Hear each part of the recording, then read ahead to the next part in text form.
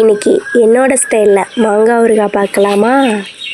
அதுக்காக நான் ஒரு பெரிய ஒட்டு மாங்காய் எடுத்திருக்கேன். நல்லா வாஷ் பண்ணிட்டு ஈரமே இல்லாத மாதிரி இந்த மாதிரி துடைச்சிருங்க. துடைச்சிட்டு குட்டி குட்டியாக கட் பண்ணி வச்சுக்கோங்க. என்ன மாதிரினா இந்த மாதிரி, அப்போ தான் சூப்பராக இருக்கும். இது மாதிரி ஃபுல் மாங்காயும் நான் வெட்டி வச்சுக்கிட்டேன். ஆனால் ஈரமே இருக்கக்கூடாது, அப்போ தான் கெடாமல் ரொம்ப நாள் இருக்கும். இது மாதிரி வெட்டி வச்சதுக்கப்புறமா ஒரு பேன் வச்சுட்டு கடுகும் வெந்தயமும் போட்டு நல்லா வறுத்துக்கோங்க. ஏன்னா மாங்காய் ஹீட்டுங்கிறனால இது போட்டால் நல்லாயிருக்கும். கூடவே கருவேப்பிலையும் கொஞ்சோண்டு வறுத்துட்டு இடிச்சிங்கன்னா டேஸ்ட்டு ப்ளஸ் மணமும் செம்ம டேஸ்ட்டாக இருக்கும்.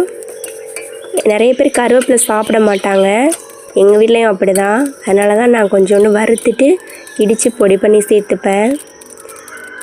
இது மாதிரி நல்லா பொரியணும், கருவை விட்டுறாமல் பொன்னிறமாக வந்ததுக்கப்புறம் இறக்கி வச்சுக்கோங்க. இப்போ ஆயில் ஊற்றிட்டு கடுகு மட்டும் கொஞ்சோண்டு போட்டு நல்லா பொரிய விடுங்க.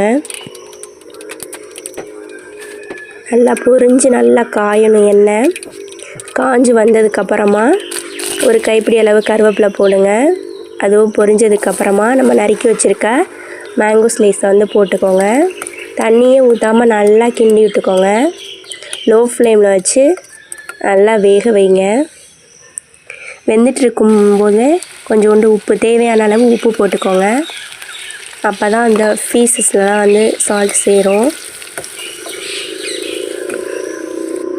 அடிக்கடி கிளறி விட்டுக்கோங்க, ஏன்னா நம்ம ஆயில் சேர்க்காதனால அடி பிடிச்சிரும். இந்த மாதிரி வந்ததுக்கப்புறம் நல்லா வெந்துடுச்சு பாருங்கள். நமக்கு தேவையான அளவு காரத்துக்கு ஏற்ற மாதிரி மிளகாய் பொடி போட்டுக்கோங்க. போட்டு நல்லா கிண்டிக்கோங்க. நல்லா வேகட்டும்.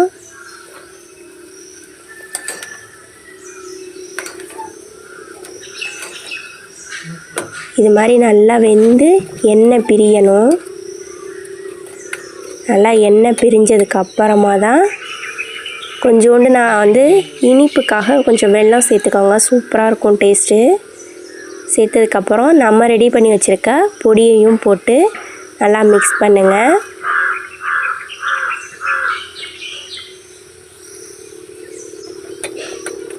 நல்லா மிக்ஸ் பண்ணிகிட்டே இருங்க. லோ ஃப்ளேம்லேயே வச்சு மிக்ஸ் பண்ணிகிட்டே இருங்க.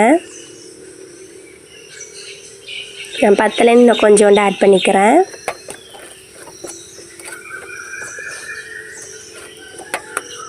பாருங்கள், பார்க்கவே எவ்வளோ கலர்ஃபுல்லாக இருக்குது.